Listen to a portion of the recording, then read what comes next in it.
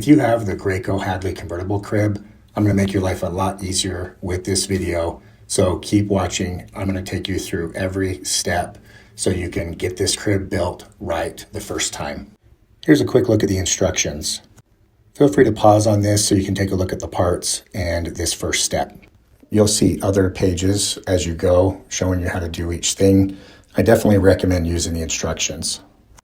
So here's the hardware. Let's take a look at this. You can see there's definitely a lot of little pieces here, a lot of screws, some of the dowels there that we're going to be using through the process of assembling this crib. I do think having the instructions handy is nice because you can follow along and make sure that you have the correct screws in the right places. We're going to start off with these. As you can see there, section M, grab those screws out and we'll use those first. You'll also want N and P, so those are some shorter screws, and then you'll want those white plastic pieces that the screws will go into. You can see I just popped them right out of this set here. On the instructions, you'll see the numbers that correspond to each of these parts. So you'll just want to grab each board and follow the diagram to see where to place them, and then you'll use the screws for each of these parts. So you want to grab the flat board pieces. Right now we're building the drawer, so you want to slide those down into the slots. I think it's pretty straightforward where those fit, but you can see right here as well how I slid them in. And now if you look at these holes here, you're going to put those plastic pieces down inside there. You can see they have a little Phillips head to them, so you can get them down inside there. And if you need to, you can use a screwdriver to help kind of make sure it's in the right position. And then you take these longer screws and just screw them in the side there, and it'll go right into this plastic piece and kind of lock it down tight and secure the piece together. Then you just put those screws down the middle section there and then on the other side. And now you can see we basically have the drawer built. So here's a look at the front of the drawer, painted white there, and then this, you can see the rails with the wheel. So this is the back side of the crib. Like if you're going to shove it against the wall, you can always skip to the beginning to see what it looks like finished. But basically this will be the back side of the crib, and I believe it can be used when you convert the crib. It'll be used as a headboard for the bed. You can see mine's a little damaged to the right there. Hopefully yours doesn't look like that. We just bought ours basically on the discount, so it was a little bit damaged, but I'll be patching that hole. So you want to grab this little Allen tool because that's what you'll use to tighten up each of these screws here. So make sure you grab the right ones, and you can see the instructions here showing you exactly which ones to get. So you're looking at the C screws and then G for those little dowels. So this is basically the front of the crib rail. So you'll want to pull this out, lay it out, and then you can get the little top wood piece that's going to go on the top to make it look nice.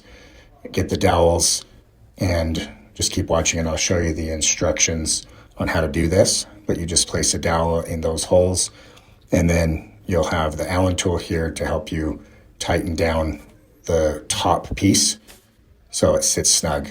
So as you can see here, you're going to do the two side rails as well with the top piece on each of those. And so similar process, just placing the dowel into one of the holes.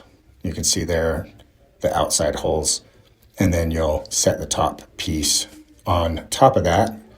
The dowel will kind of hold it into place, and then you can continue to screw it on tight. You'll want to grab the shorter screw here and go ahead and use that with the Allen tool to snug down this top piece. So the screw you'll use is D, and that's what I've got here. And again, just use that Allen tool to tighten it down. So now you can see both of the side rails here with the top piece attached. You can see on the bottom there's the drawer rails with the wheel, so it slides in and out. And now we want to take these side rails and see if we can figure out how to attach them to that backboard. You can see there's lots of holes there, so we want to just look at the instructions and make sure that we get the right screws and put them in the right holes there. Oh, here's the backboard with that top piece attached. And now we're going to take these side rails and screw them on to the backboard there. Keep watching and I'll show you the instruction page as well, so you can pause on that if needed. Hopefully you've got the manual with you and you can take a look there and just see exactly which screws to put in. And you'll just want to attach these two side rail pieces, as you can see here.